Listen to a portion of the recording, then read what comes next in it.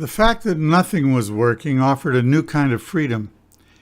If all it took was diligence and persistence, well, she might have persuaded herself to dig in.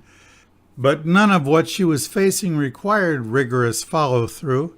She was at a place she'd never before occupied, a cliff at the end of a one-way path. It was like those moments in movies when the hero's being pursued and he has no option but to jump off an impossibly high cliff. In this case, the leap involved getting a job at Starbucks. It was at least something. The coffee was twice as expensive as most places in town, which meant she'd be waiting on a higher-class clientele. No one needed to know that she had an undergraduate degree in primary education. No one needed to be aware of the exact degree of her self-loathing.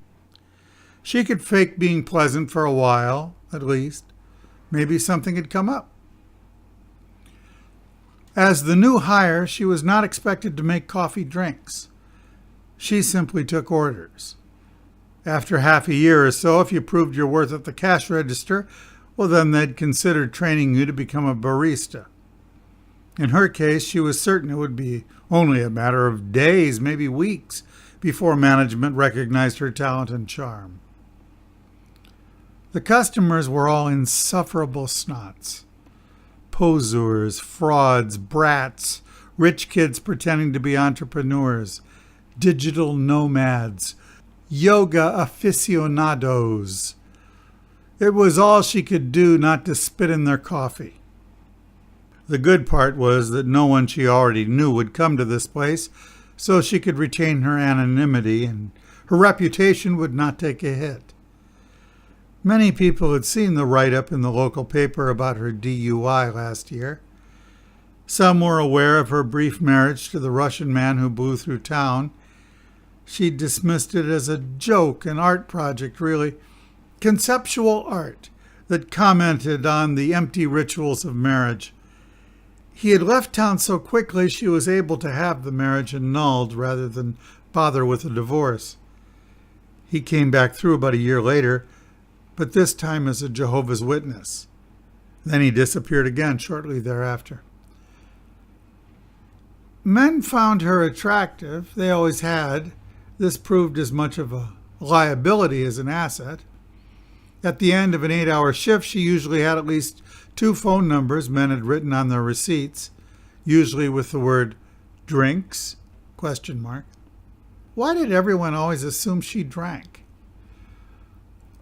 One night, after drinking only a few glasses of wine, almost not drinking at all by her usual standards, she got up the nerve to call a few of those numbers. On the first one, a woman answered. The second, a recording asked her to leave a message, which she declined to do. The third, a woman answered. The fourth, he himself answered the phone. His name was Don. He was delighted she'd called. When could they meet? Well, she was embarrassed to admit she hadn't the self-discipline to play hard to get, so she said, well, right now it'd be okay. He arrived about half an hour later. Realizing in a panic she was almost now sober, in that interval she managed to put away half a pint of vodka. There wasn't time to mix it with anything, but it had been sitting in the freezer and it went down smoothly. She was brushing her teeth when the doorbell rang. She didn't remember him. He, on the other hand, seemed to remember a lot about her. Apparently, he'd had his eye on her since she started working at Starbucks. He'd asked around about her and knew that she'd once taught school. They talked about education, a subject in which she could feign interest without much effort. Turned out he was a Marxist, a follower of the ideas of Ivan Illich and Paulo Freire. All his beliefs were passionate. She could not match his enthusiasm or intensity when talking about issues of social justice. She must have looked bored because he abruptly changed gears and began to talk about something she actually found interesting. I've discovered a way to transform human consciousness by repeating certain lines found on Facebook, he said in a low voice, almost a whisper. Memes? She asked. No, just lines. Here are two I found today. Joan Blondell eats bread every day and is glad to tell why. Everyone is going crazy over this new amazing earwax remover. After a pause, she replied, I don't get it. There are cracks in the firewall, glimpses into infinite possibility. Think of the sun breaking through dense clouds and a solitary beam shining down. Suddenly your heart soars. Your mind is aware of just how limited your thinking has been. Okay, here's another. Around the year, housewives' thoughts turn to the delicately seasoned handy meat of many uses. That last one's kind of wordy, but it still does the trick. And what's the trick? To open the doors of perception. Sometimes just a crack.